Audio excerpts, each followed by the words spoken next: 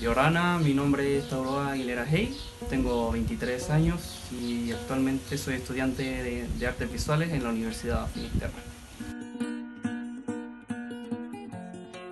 Desde que tengo memoria estoy dibujando y como que desde chico siempre ha estado el arte presente y siempre ha sido como un plan para estudiar, para dedicarme a eso. Mi papá me ayudaba en lo técnico y mi mamá con la cultura, entonces ahí se mezclaban las dos cosas y así de a poco empiezo a desarrollar todo esto que son mis trabajos artísticos que siempre son relacionados a la cultura.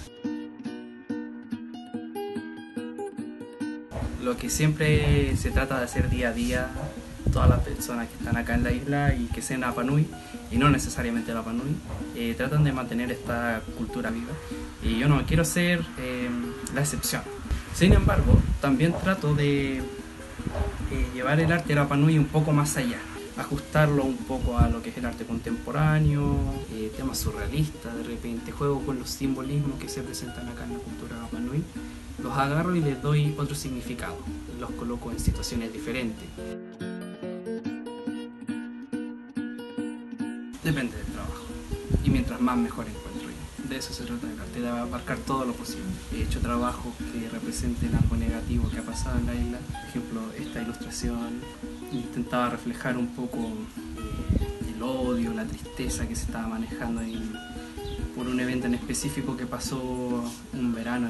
Obviamente uno trata de dar una buena imagen de la isla, pero no todo es color de rosa. También pasan cosas negativas y no hay que hacer como que no pasan. De repente hay que hacerlas notar para poder mejorarlas. Hay que atreverse, sobre todo en esta cultura que tiene tanto que dar.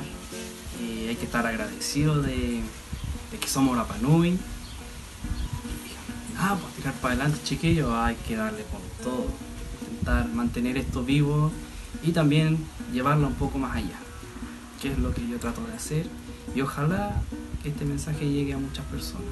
Anímense a mantenerla viva y a cambiarla en un buen sentido, a cambiar todo lo malo, mejorarlo a través de su trabajo. Motívense, que no les dé miedo.